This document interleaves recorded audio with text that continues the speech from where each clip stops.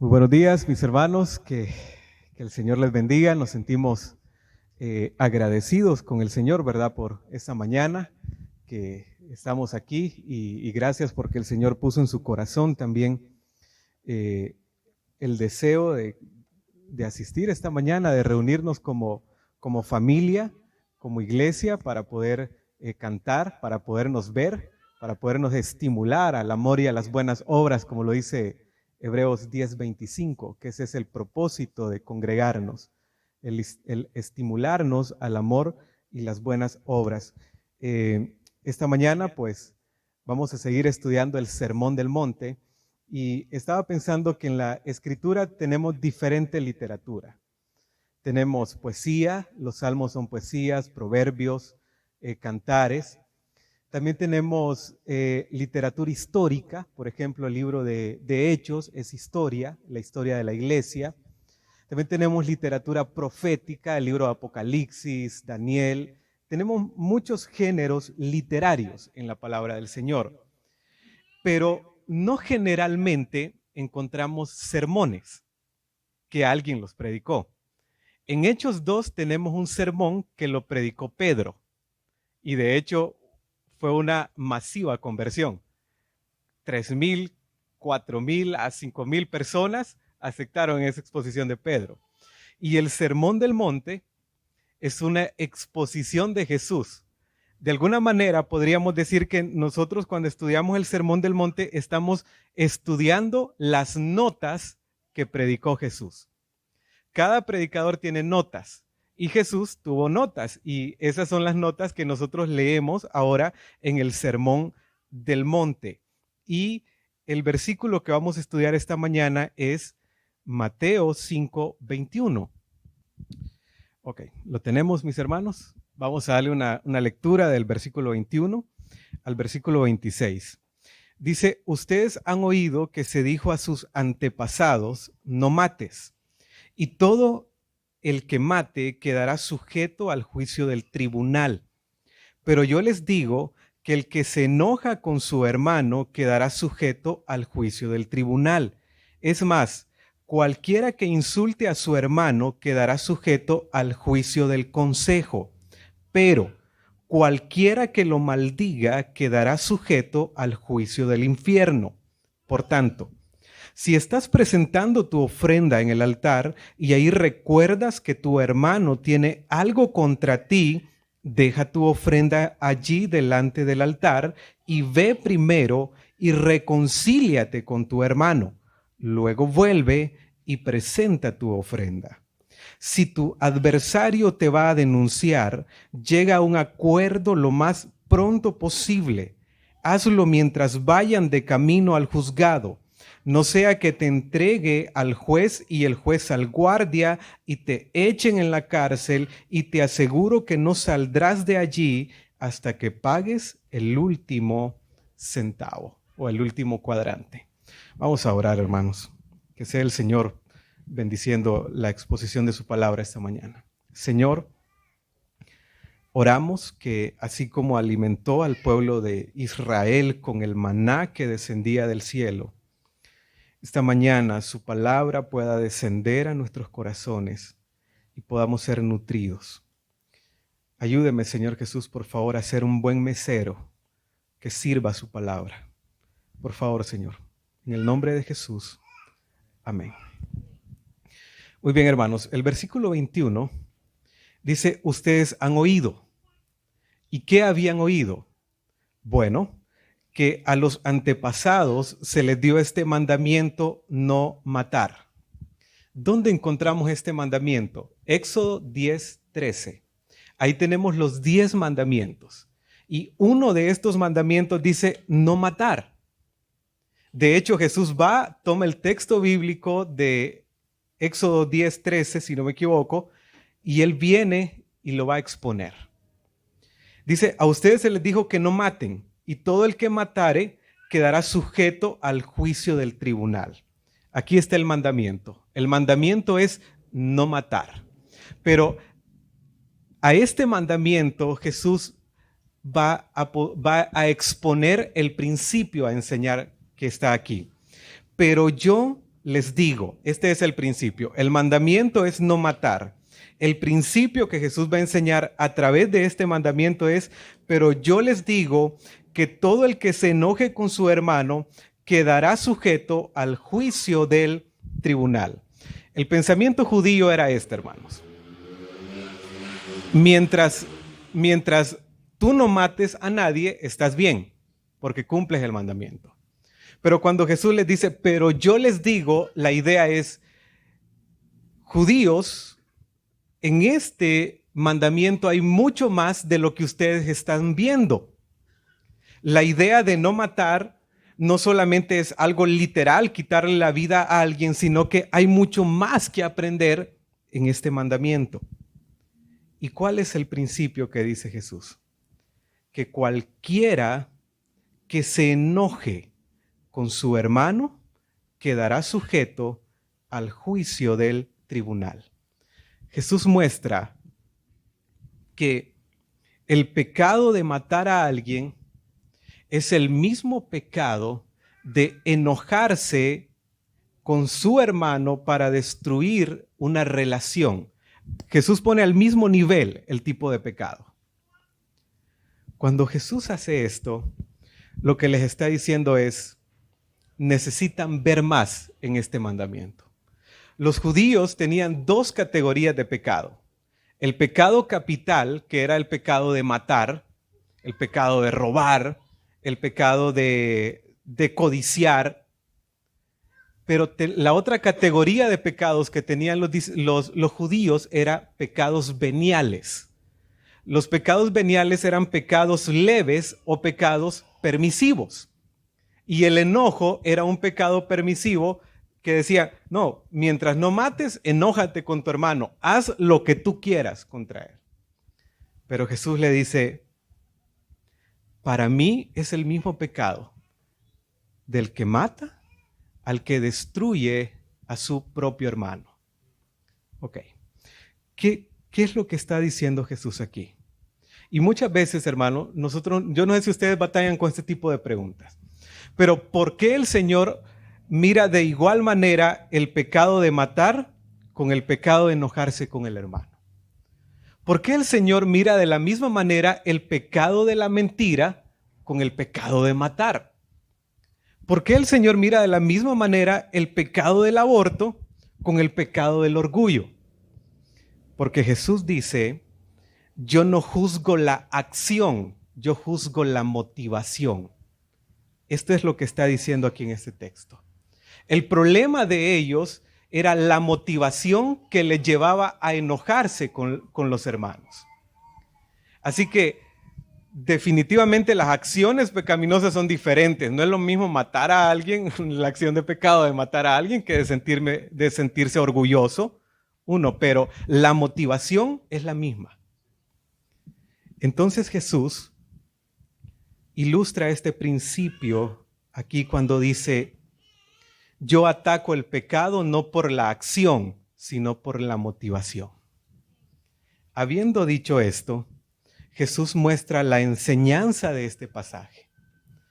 Y la enseñanza de este pasaje, hermanos, podemos sacarla por la repetición de una palabra. El versículo 22 dice, pero yo les digo que todo el que se enoje con su hermano, mire la palabra hermano. Seguimos leyendo, dice, quedará sujeto al tribunal, al juicio del tribunal. Es más, cualquiera que insulte a su hermano, se vuelve a repetir la palabra hermano. Seguimos leyendo, quedará sujeto al juicio del consejo, pero cualquiera que lo maldiga, ¿que maldiga a quién? A su hermano, 3 veces. Versículo 23. Por lo tanto, si estás presentando tu ofrenda en el altar y ahí recuerdas que tu hermano, 4 veces, la palabra hermano, que tu hermano tiene algo contra ti, deja tu ofrenda ahí delante del altar y ve primero y reconcíliate ¿con quién? Con tu hermano. En el versículo 22 aparece el término su hermano.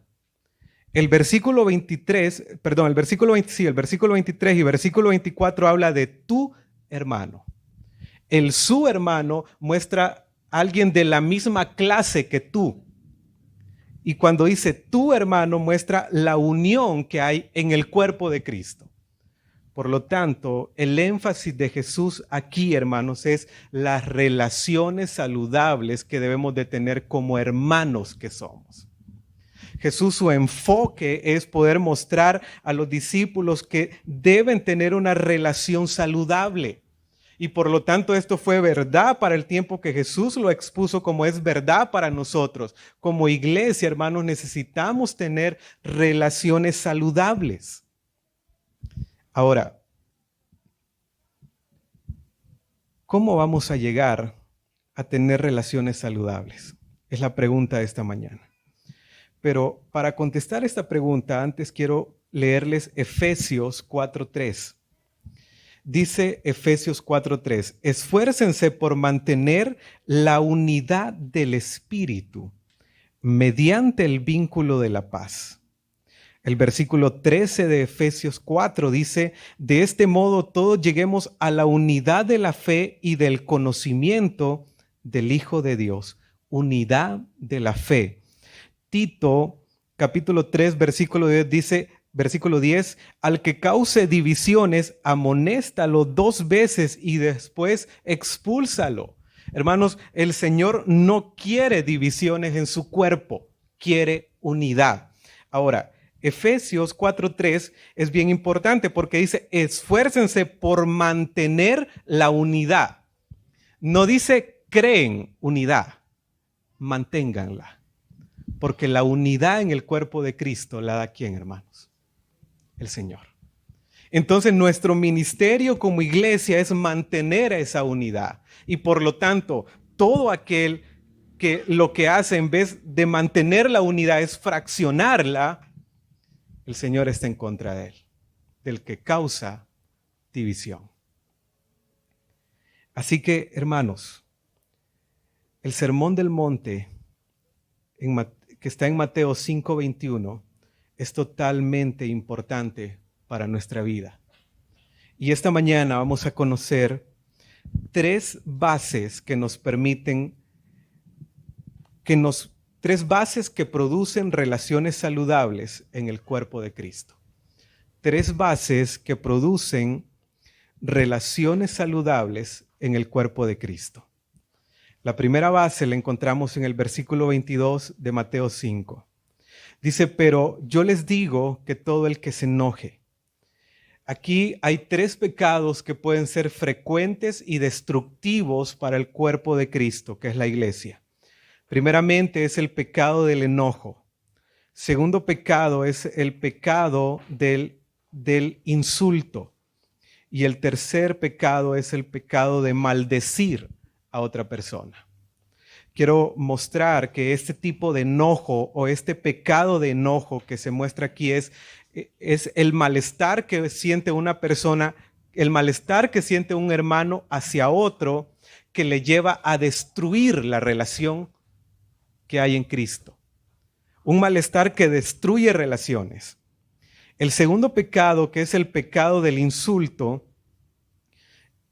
ese pecado o esa palabra insulto, hermanos, es una palabra fuerte para este entonces.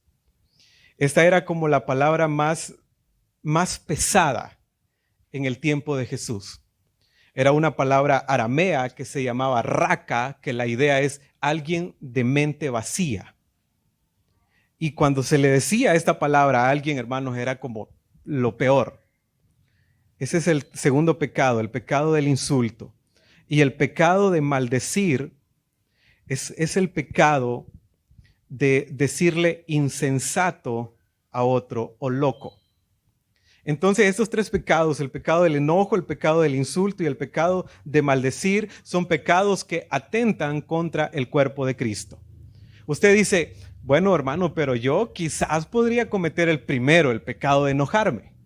Pero ya el otro, el pecado del insulto, el pecado de maldecir, yo no los cometo.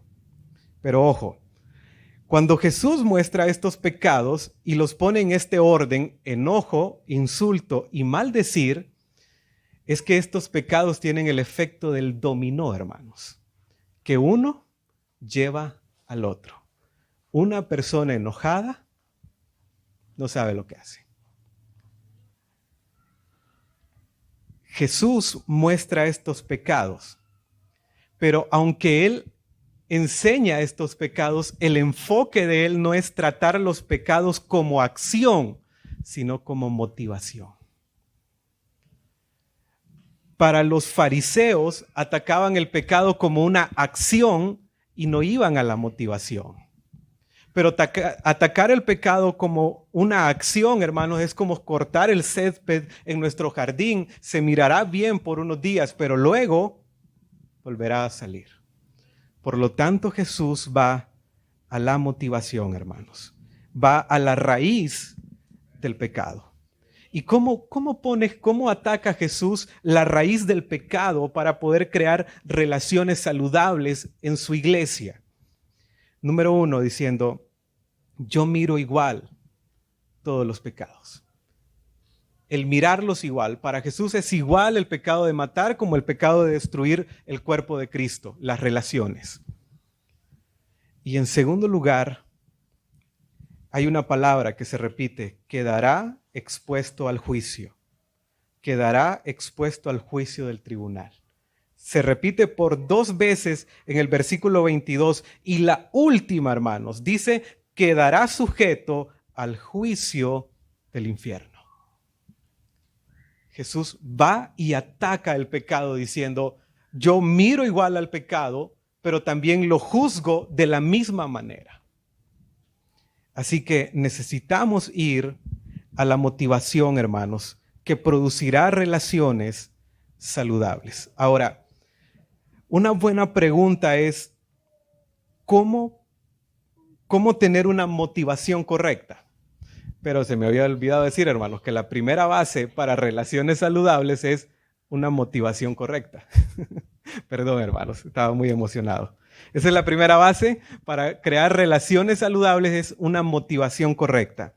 Ahora, ¿cómo construyo relaciones saludables?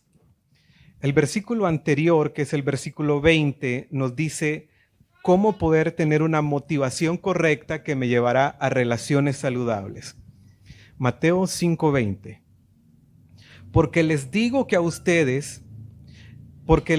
ustedes que no van a entrar en el reino de los cielos. La única manera de cómo usted y yo podemos tener, hermanos, podemos tener motivaciones saludables o la motivación correcta en nuestras vidas es estando en un reino. Y es el reino de los cielos. Es haciendo a Dios el rey de su corazón. Es destronando su orgullo, destronando sus deseos y entronando a Dios en su corazón. Es ahí donde usted va a tener la motivación correcta que le llevará a construir relaciones saludables en el cuerpo de Cristo. Cuando el Señor sea el rey de su corazón. Por eso David dice en el Salmo 51:10, crea, oh Dios, en mí un corazón limpio y renueva mi espíritu. Porque David estaba consciente de que esta obra solamente la puede hacer Dios. Porque nuestras motivaciones, hermanos, son inclinadas hacia el pecado por naturaleza. Pero si el Señor es el rey de nuestro corazón, usted y yo vamos a poder tener la motivación correcta que como resultado dará relaciones saludables en el cuerpo de Cristo. Entonces, la única manera de poder obtener la motivación correcta es dejando que el Señor sea el rey de nuestro corazón. ¿Cómo se manifiestan las motivaciones correctas? ¿Cómo saber si yo tengo las motivaciones correctas en mi vida? Hay 2 maneras. El texto dice, yo les digo que todo el que se enoje, aquí hay una acción, hermanos. Y la otra palabra dice, y todo el que le diga a su hermano. Las 2 maneras cómo se manifiestan las motivaciones correctas, según el versículo aquí es, número 1 es por cómo actúa y cómo habla. El actuar y el hablar, hermanos, son frutos de una motivación correcta. Si usted falla en su actuar, y en vez de mantener el vínculo de relaciones, más bien sus actuaciones son para dividir, algo está diciéndole el Señor ahí, hermano. Si su forma de hablar no une o no mantiene el vínculo de relaciones que el Señor nos dio como hijos, hermanos, algo está pasando ahí. Así que la primera base que nos llevará a tener relaciones saludables en el cuerpo de Cristo es tener la motivación correcta, teniendo al Señor como el Rey de mi corazón, perteneciendo a su reino. Número 2, versículo 23. Por lo tanto, si estás presentando tu ofrenda en el altar y ahí te acuerdas de que tu hermano tiene algo contra ti, deja tu ofrenda allí delante del altar y ve primero y reconcíliate con tu hermano. La segunda base, hermanos, que va a producir relaciones saludables es la reconciliación como prioridad. Dice, ve primero. Alguien podría decir, no, lo primero es darle la ofrenda al Señor. Lo primero es estar delante del Señor. Pero la prioridad aquí, hermanos, es la reconciliación. Reconciliarse con su hermano. Así que si usted tiene algo contra alguien, hermanos, lo primero es la reconciliación. Porque si no, usted podrá hacer mucho delante del Señor, pero no va a ser aceptable. ¿Recuerdan qué pasó, hermanos, con Abel y Caín? ¿Recuerdan? El Señor no aceptó la ofrenda de Caín.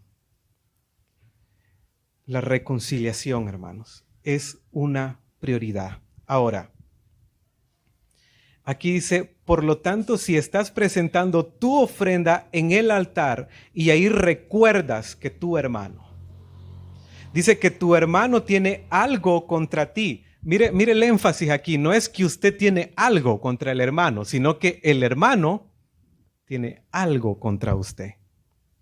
Así que antes de acercarnos a Dios, es necesario acercarnos a aquel hermano que tiene algo contra nosotros. Dice, y este término algo contra ti, que está en el versículo 24, puede involucrar, hermanos, una herida profunda o algo leve, pero es necesario la reconciliación. Pero, ¿qué significa reconciliación? La palabra reconciliación significa unir partes o restaurar una relación que ha sido quebrantada. Necesitamos, hermanos, la reconciliación cuando usted sabe que alguien tiene algo contra usted o viceversa. Pero también me llama la atención el término que dice ve primero. No dice espera que venga, ve tú. Esa es la responsabilidad, hermanos. Hace algunos par de semanas atrás estaba abordando a alguien que me decía que tenía un problema con una persona, pero de años, hermanos. Y ella me decía, yo estoy orando mucho, estoy ayunando, nunca se me borra de la mente esta persona, pero no pasa la reconciliación. Y yo le hice ver a esa persona que el problema es que ella estaba esperando que la otra persona llegara a donde estaba ella y no quería ir. Y de repente, hermanos, ella tomó el paso de ir y ya pasó la reconciliación. Hermanos, necesitamos ir. Pero el hecho de ir significa abandonar el orgullo. Significa vestirse de humildad, pero también significa querer agradar a Dios. Porque dice, ve primero y reconcíliate y después vuelve. El hecho de ir a reconciliarse significa, Señor, yo quiero hacer las cosas bien. Y yo quiero que mi trabajo para ti sea aceptable. Por lo tanto, buscaré la reconciliación. Colosenses 3:13 dice, soportándonos unos a otros y perdonándonos unos a otros, si alguno tuviere queja contra otro, de la manera que Cristo os perdonó, así también hacedlo vosotros. Si alguno tuviere queja contra otro. Las quejas siempre van a existir, hermanos, pero la clave es el perdón. Entonces, la reconciliación es una herramienta dada por Dios a su iglesia. Y sabe, hermanos, que el Señor mismo utilizó esta herramienta de la reconciliación. Por ejemplo, 2 Corintios 5:18 dice, y todo esto proviene de Dios, quien nos reconcilió consigo mismo por Cristo. Dice, y nos dio el ministerio de la reconciliación. El Señor utiliza la reconciliación, pero también nos dice, ustedes, es el ministerio de ustedes, la reconciliación. Pero verdad que muchas veces que cuesta, hermanos, reconciliarse. Hay veces que nos ponemos orgullosos, hermanos. No queremos. Nos hacemos los fuertes. Pero es necesario usar la herramienta de la reconciliación. ¿Por qué el Señor dejó la herramienta de la reconciliación? Porque Él sabía que en nuestra naturaleza pecaminosa, muchas veces como cuerpo de Cristo, como iglesia, como sus hijos que somos, vamos a tener discrepancias. Pero la reconciliación es la que une nuevamente, hermanos, aquellas relaciones que han sido fraccionadas. Entonces llevamos dos cosas que producen relaciones saludables. Número 1, una motivación correcta. Número 2, la reconciliación. Y número 3, versículo 25. Si tu adversario te va a denunciar, llega a un acuerdo con él lo más pronto posible. La tercera base de que produce una relación saludable en el cuerpo de Cristo es la conciliación. Reconciliación es una cosa, hermanos. Conciliación es algo diferente. Y le voy a mostrar la diferencia. Reconciliación significa unir partes. La conciliación significa llegar a un acuerdo para continuar en el camino. Muchas veces, hermanos, las diferencias dentro del cuerpo de Cristo detienen a la iglesia. Pero la conciliación es ponerse de acuerdo y decir, ya nada será igual que antes, pero seguimos en el camino. El texto aquí dice, ponte de acuerdo lo más pronto posible, hazlo mientras vayan en el camino. Jesús toma la idea de un prestamista que va a poner una orden de pago ante los tribunales y él le dice que el deudor arregle contigo cuando van hacia los tribunales, que no sea necesario llegar allá. Entonces la conciliación es esto, hermanos, ponernos de acuerdo. Hace algún tiempo atrás, que estaba pastoreando una iglesia, tenía una hermana que era el talón de Aquiles, hermano. Bien. Me hizo llorar, hermanos. Y yo ya no aguantaba, pues definitivamente. Y miren, hermanos, fue una situación difícil, pero nos tocó ponernos de acuerdo y seguir adelante, hermanos. ¿Y cómo, verdad, hermanos? Si yo era el pastor de ella. Hermanos, pero imagínense que no hubiéramos llegado a una conciliación y que hubiéramos dicho, bueno, se va ella o se va usted. Hubiera sido tremendo, hermano. Pero no, ahí estamos, hermanos, y cuando nos miramos nos abrazamos. Que tocó olvidar. Conciliación, estamos en el mismo camino y seguimos adelante. Así que aquí, hermanos, hay un tiempo de la conciliación. ¿Cuándo es la conciliación? Dice, si tu adversario te va a denunciar, llega a un acuerdo, ¿cuándo? Con él lo más pronto posible. A esto no hay que darle largas, hermano. Rápido, la conciliación es inmediata. Pero también dice, cuando vayan de camino. Entonces, si uno, hermanos, no se concilia con la persona lo más rápido posible, la obra del Señor se estanca. Y usted se va a ir por allá y yo me voy a ir por acá, para no chocarnos. Entonces necesitamos una conciliación rápida. ¿Qué más dice aquí? Versículo 25 y versículo 26. Dice, si tu adversario te va a denunciar, llega a un acuerdo lo más pronto posible, hazlo mientras vayan de camino al juzgado. Note el término juzgado. No sea que te entregue el juez, note el término juez. Y el juez, vuelve a repetir el mismo término, al guardia. Y el guardia te eche en la cárcel. Hay un juzgado, hay un juez, hay una cárcel y hay un guardia. ¿Qué nos dice esto, hermanos? La enseñanza en la repetición de este término de tribunal, juez, es el juicio, la idea es, si no hay una conciliación, habrá una retribución divina de castigo. Porque el Señor no quiere ver dividida su iglesia. Porque el llamado para la iglesia es a mantener el vínculo, la unidad en el espíritu.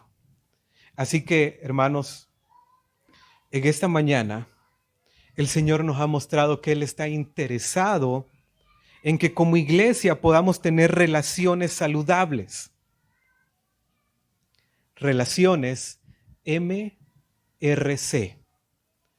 Relaciones con motivación, con reconciliación y con conciliación. Pero en nuestra humanidad somos incapaces de lograrlo. Pero esto lo que nos debe hacer es llevar a abrazar a Cristo y decirle, Señor, yo no puedo con mis fuerzas. Pero si tú me ayudas, voy a crear relaciones saludables en el cuerpo, en su iglesia. Así que, hermanos, el mensaje central de esta mañana es, si usted necesita reconciliarse con alguien, no le dé más largas. Si usted necesita conciliarse, ponerse de acuerdo con alguien, hágalo lo más pronto posible. Si a usted le fallan, reconcíliese. Si a usted le falla a alguien, reconcíliese, hermanos. Necesitamos crear relaciones saludables. Vamos a orar. Señor, gracias porque usted está interesado en que vivamos como sus hijos que somos. En que vivamos con relaciones fuertes y profundas, Señor. De hecho, nuestro trabajo no es crear las relaciones o crear la unidad porque usted ya nos la dio. Solo debemos de guardarla, Señor. Perdónenos por aquellas actitudes que atentan contra la unidad de su iglesia. Y ayúdenos a ser flexibles a su palabra, a poder reconciliarnos con nuestros hermanos, ponernos de acuerdo y seguir trabajando dentro de su obra. Te amamos, Señor, y queremos ser una iglesia unida con relaciones profundas. En el nombre de Jesús. Amén.